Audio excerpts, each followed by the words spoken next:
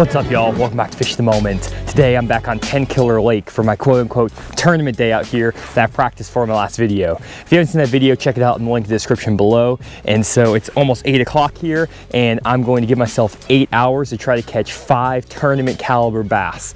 And recently it's been taking about 20 to 23 pounds of smallmouth to win tournaments on Lake Tenkiller. And so my goal is to go for that 20-pound mark. I had about 17 pounds in practice yesterday in 3 hours. So hopefully I can adapt to the different conditions we're facing and put a bunch of fish in the boat. So let's get after it.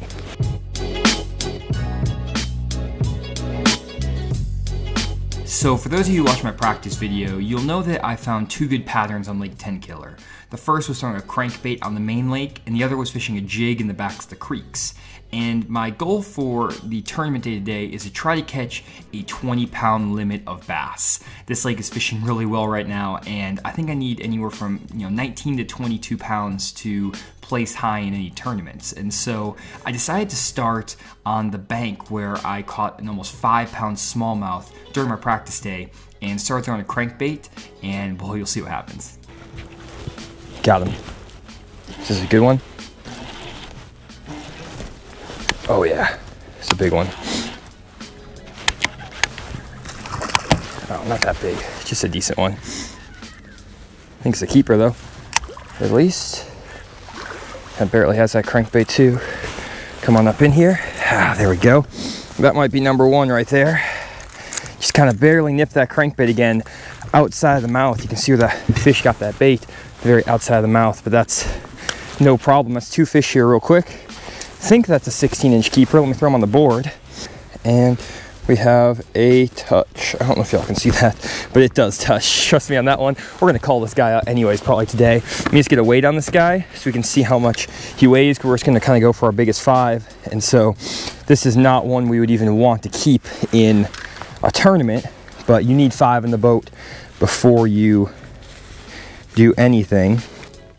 I'm looking at 189, so not a big one, just a keeper, but that's number 1. Put this guy back and keep the scale out for now, and hopefully catching our couple fish down this bank. This bank seems to be good. This is where I got my good one yesterday. The size is definitely not the same as it was yesterday. Don't know if that is just random chance or if that's because maybe it's the morning, maybe the bigger fish pull up in the afternoons. Not sure. I'm not really too worried about it though, especially when I'm catching fish at this clip. 2 fish here in 7 minutes of fishing. I'm thinking I'm probably gonna be able to cull through a lot of fish and hopefully get a lot in the boat. So after putting my first keeper in the boat, I felt confident that I could catch fish on these main lake chunk rock banks. And so I started running some of the banks that I actually fished during my practice day. And I caught a few fish, but all of them were below the 16-inch size limit, not keepers. And I didn't really fish that much yesterday, so I only had a couple banks that I actually caught fish on. But fortunately, I did spend about an hour of my day just running around the lake identifying other good-looking banks with my eyes and with my navionics chip as I was running down the lake. And I did find several banks that look good, and so I pulled up to one of these banks to see if there was some fish on it.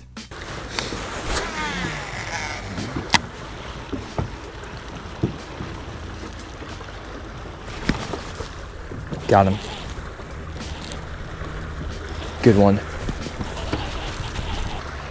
Let's get this guy up here. Oh, come on, fish.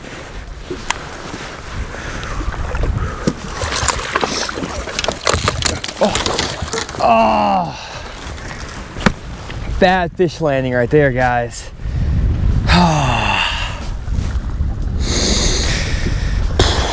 Got my glove wet. That was a 3-pound smallie, and he broke me off, actually. That's what happened. Bad fish landing, and that fish took my crankbait. That's the type of stuff, guys, it hurts in tournaments right there. Hour into the day, lose a 3-pound smallmouth by breaking off. Glove is soaking wet. Okay, well, a couple things that were good about that. One, I pulled up on a spot that I hadn't fished yet in practice, and I just saw it and marked it on my graph, and so it's a little kind of 45-degree chunk rock bank, has some wind blowing in on it, so really good sign that the fish are on the similar type of structure. And the other thing is that it was a good sized fish, and so yesterday I got a lot of those 3-pound bites, and so I just need to shake that off. Honestly, if I need to go for 20 pounds, I need fish that are even bigger than that one, so I'm not going to get too worried about that. Really, I'm just going to use it as positive momentum to say, okay, I got a good fish, I now need to go put 5 in the boat. They're like that, and it just shows me that this pattern is working. So can't get too frustrated about that sort of stuff. I might need to start bringing the net back in the boat if I'm doing these tournament videos, just to make sure I get these fish in the boat. But either way, I'm gonna tie a new crankbait and get back after it. Okay, so I'm tied back on, and man, I'm usually so consistent landing fish, but since I'm in this kind of tournament mode, I got a little bit too excited and just completely botched that one. That was a bad deal, guys. I have not done something like that in a long time, probably since my last tournament days. So that was not great, but again, use it as some positive momentum. I know that there's some fish now on these banks, and I just need to keep grinding. There's another one right there. See, can't let it get to you, because if you let it get to you, I wouldn't have caught that fish if I was sitting here complaining and getting angry and upset, and I'm able to not put another fish in the boat here. I'm gonna take my time on this one, make sure I get this guy in the boat for sure. This is a line fish right here. There we go. Good fish right there. That's what I'm talking about. See, stay calm, stay collected, and you'll get these fish in the boat. And so just got to shake it off, and I'll get some pliers on this fish, and that's a nice smallmouth right there. Really good one right there. Okay, I'm seeing 282. I don't know what you guys are seeing. This fish is flopping like crazy. But I saw 282. I was kind of bouncing between 270 and 280. It stayed on 272 or 282 for a while, so I'm gonna go 282. Almost a 3-pounder. That's kind of the caliber I'm looking for. I need him a little bit bigger than this though, but that fish is nice and blind in one eye. I don't know even how he saw my bait, but nice one right there. Put him back, and I need to keep chunking this crankbait down this bank. That's 2 fish now in 2 casts, and again, just didn't get too down on myself and beat myself up for that fish loss. Instead, I just put my head back down, picked up the crankbait again, and went back down the bank and got another good fish in the boat. And so the other fish was about the same size as that one, maybe just a tiny bit bigger, a little bit 3-pounder. But the fact that they're biting so well just means that I need to not get caught up on that, and I just need to keep fishing, and I'm going to put some fish in the boat.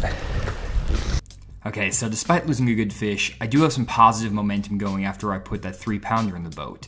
And so a lot of you might expect that I would just keep running these 45-degree banks in the same area of the lake where I'm catching them and just try to load the boat. Well, that's not actually what I did. I actually made kind of a gamble and decided to completely change area of the lakes and go from the stained water section where I started the day down to the clear water section. And you might be wondering, why are you changing area of the lakes? The fish are biting, you're catching fish. Why would you do that? Well, one thing that I know from years of experience is that whenever you have cloudy conditions with wind, the big fish in the clear water sections of these lakes in my area bite really well. And so despite the fact that I didn't even look at the lower end of this lake in that clear water in practice, never even went down there, I felt pretty confident that if I could find a bank that had some wind blowing on it and that had some chunk rock, I could catch some good fish down there. And I did know one bank where I caught fish down there in the past. And so I made the decision to abandon the area where I was catching all these fish to run down to the clear water in hopes of putting a really big fish in the boat. And these are the types of decisions that you need to make if you're going to win tournaments, especially when these fish are really biting.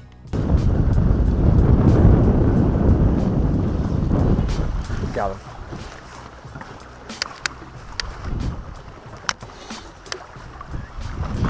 Oh man, I don't know how big this fish is, guys. Don't want to horse him.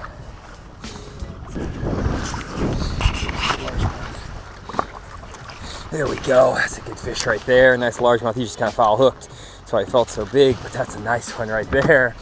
Making some money moves, guys. Changing the area of the lake, going to a bank I haven't fished in like 5 years, but these conditions are perfect for this lower end of the lake. We have the wind blowing on this steep rocky bank. We have a really nice water clarity, and so I think some big fish are gonna be pulling up on this bank. Hopefully I can get 5 like this, then maybe pull out like a big swim bait or something, go for some even bigger ones. But let me get this guy unhooked real quick, get him on the scale. 3 pounds, 15 ounces. Don't know if y'all can see that. 3 pounds, 15 ounces. Nice fish right there. Let's get him back in the lake. There we go. 2 fish now for basically 6 pounds. I don't really want to count that first 16-incher. I don't really care about a pound fish.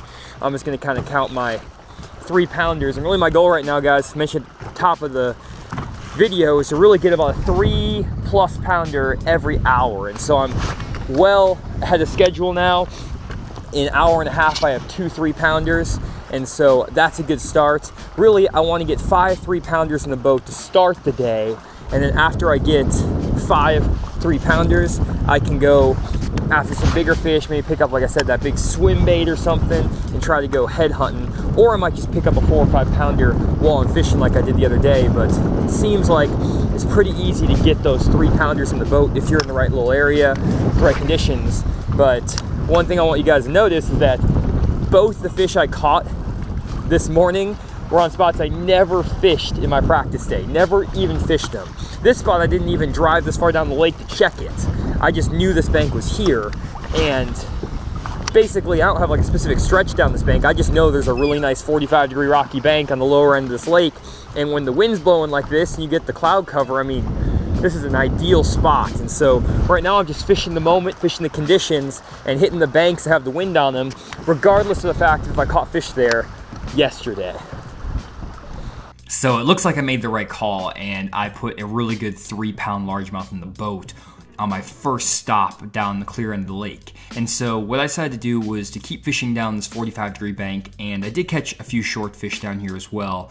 And then I made a move to a little bit flatter bank that had a lot of wind pushing in on it. And usually on these windy days, I like to focus on banks that have the wind blowing on them pretty hard. It'll get the bait fish and the crawfish stirred up, and those bass will get up there and feed. And so I pulled up to the shallow bank and actually did catch a keeper bass that added to my limit. And then I hooked into a big one. Got another one. Feels like a better one right here. See on that fish. Oh yeah, that's a good one.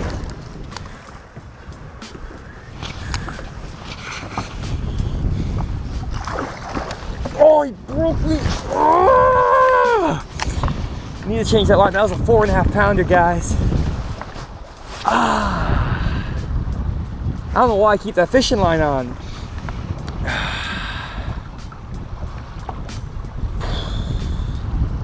You know, you just have those days, some days where you just doesn't really go quite right. That was a 4.5-pound largemouth right there. That was a good one. That was my last RkCrawler as well. Don't have any more. So I'm gonna change line real quick, or change rods to get some better line. And I'm gonna start throwing a wiggle wart apparently, because I don't have any more. I broke off 2 on a 3 and a 4.5-pounder crankbait. And yeah, sometimes just fishing is not the best. So while I give myself a couple minutes to cool off, I want to show you the area where I just lost that good fish. And it's basically just a really subtle chunk rock bank that doesn't look very good on the avionics map, but the reason that it was good on this day is because the wind was blowing into this little alcove or this little pocket really strong. And because there was a chunk rock there and that wind was blowing there, I just had this gut instinct that this spot was going to be good. Never saw this in practice, never fished this spot before in my life. I just pulled up there because the conditions dictated that I think I should fish there. And so this is what it means to fish the moment, fish your instincts. And this is something that you need to make risks and take gambles on to do well in tournaments a lot of times. You can't just rely on the spots you found in practice or where you've caught them in the past. You have to run new water and fish the conditions if you're going to put big fish in the boat. So I finally changed out line, put a wiggle wart on, and I started fishing again. And right as I started fishing, the sun popped out fully and the wind pretty much died, which is not that great considering that those are the conditions that were helping me get my bites. And so it looked like the wind was going to pick up later that afternoon. And so in the meantime, I decided to run to the back of a creek and fish my secondary pattern, which is throwing a jig in the backs of the creeks. And I really did this for 2 reasons. 1, I just wanted to fill up my limit to calm myself down. And 2, I just wanted to change gears and try something a little bit different from that crankbait just to help my mental state a little bit. And fishing is such a mental game, especially tournament fishing.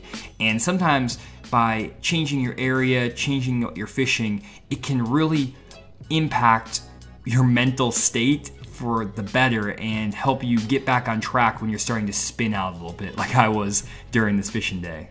And right when I got back in there, this seemed like the right call because I immediately started getting bites. I filled up my limit pretty quickly, and then I probably caught 15 to 18 bass in 30 minutes. I literally was setting the hook almost every other cast, it felt like, and the fish were just stacked down these banks. And I was just throwing a jewel peewee football jig, just a little finesse jig down these banks, and they were hammering it. But the problem is that these fish were not very big. I only caught 2 keepers out of the 15 fish I caught. And this is a problem when you're tournament fishing, especially when you know that you need to catch, a 20-pound bag of fish to compete.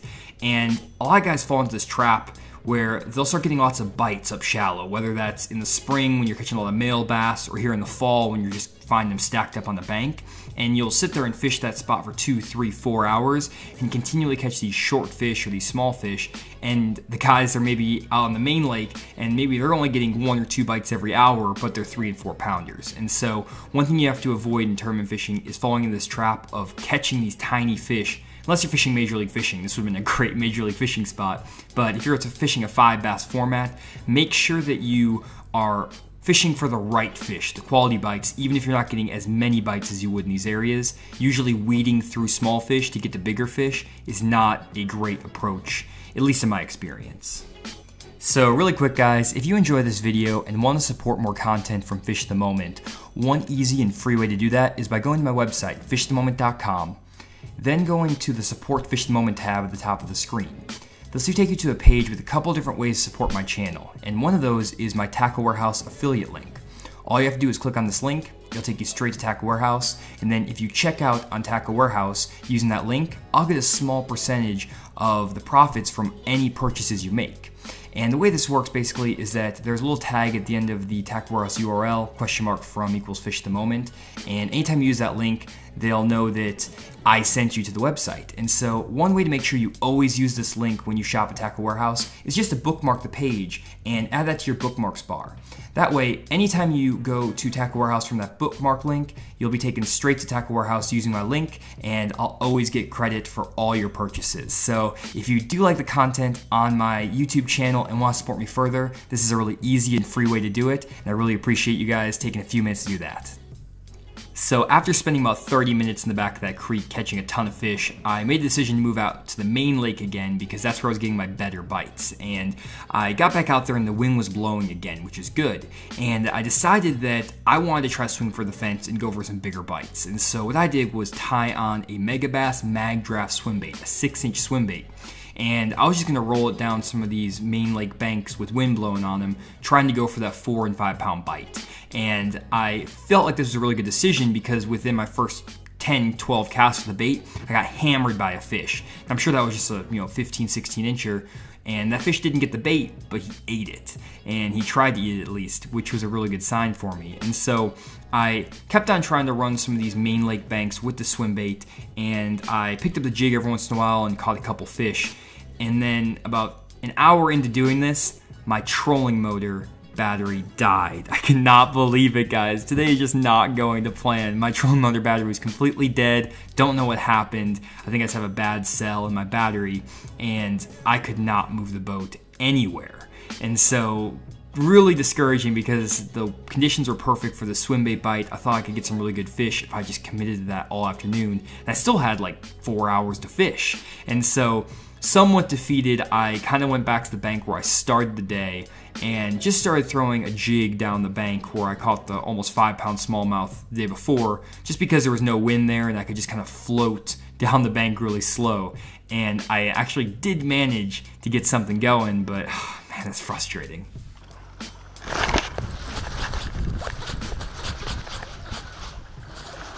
Oh man.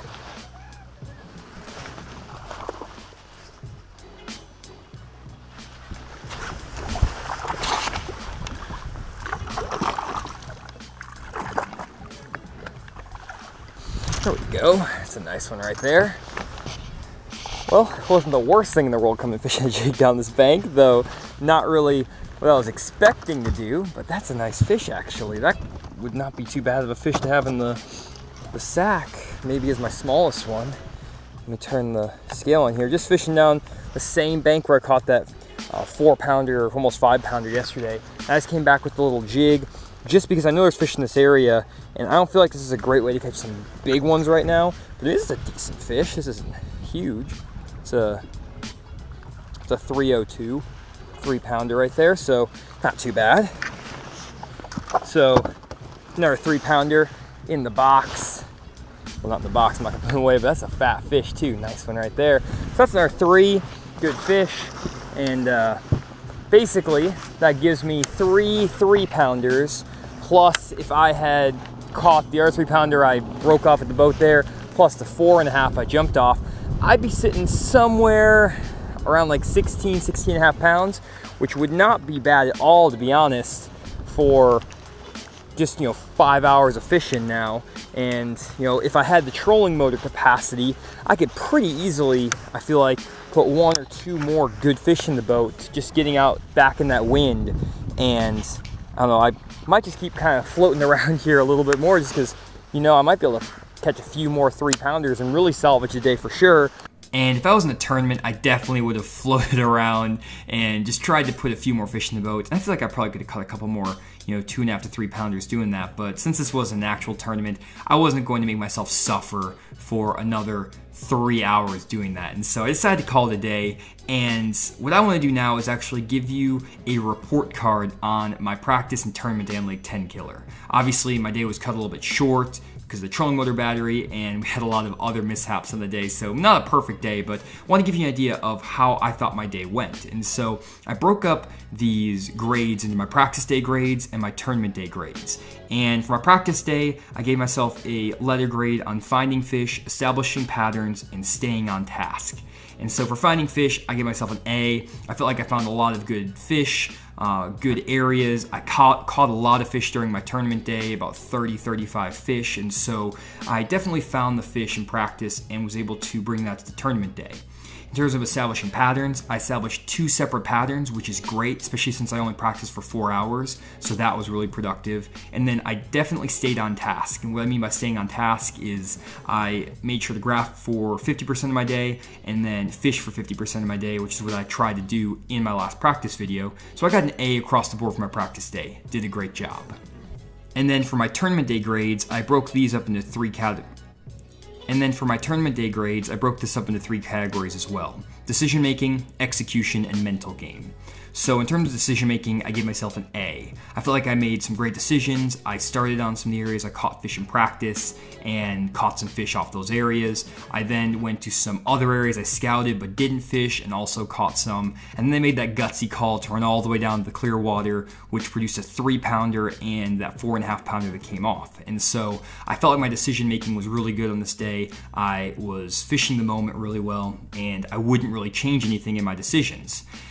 One thing I would change though is my execution, which I give myself an F. I mean, I did terrible in execution. I broke off 2 really good fish that would help me a lot. I mislanded the first one by grabbing the line and pulling the fish like an idiot. I know I'm not supposed to do that. I just freaked out in the moment because of the pressure of this fake tournament, so I need to work on that. And then I had some bad line apparently on my reel as well, and so that was just bad all around. And also for execution, I had a bad trolling motor battery, which isn't really my fault, but it may have been, I'm not sure. So overall an F in execution. And then for the mental game, I'd give myself a B. I recovered really well from the first fish loss, which was good. And then after losing the 4.5-pounder, I kind of spun out a little bit there. I was able to kind of correct course with going in the back of that creek and catching a few fish, but it definitely spun me out for at least 30 minutes, 45 minutes, which at the grand scheme of things, it wasn't that bad because I was catching fish in that time. So I'll give myself a B in mental game. Wasn't a train wreck, but definitely could be better in the future. So that's my overall grades. I would say overall I'd give myself somewhere around like a B, B- for my fishing day on Lake Tenkiller. Can't get myself even close to a B because I only caught 13 pounds and lost some fish. So overall, not too bad, but definitely want to do better next time. So hope you guys enjoyed this video. Hope you enjoyed this new format where I'm doing the practice practice day and the tournament day. I have a lot of great ideas for this. I'm actually gonna be fishing some real tournaments as well, some local tournaments and some BFLs, where I could put this to the test under actual serious pressure with some high stakes. So hope you guys are looking forward to that, and great to be back making YouTube videos for you guys. So look forward to more videos coming every Monday, Wednesday, and Friday the rest of this month. And other than that, hope you guys enjoy the new videos and this one as well, and I'll see you on the next one.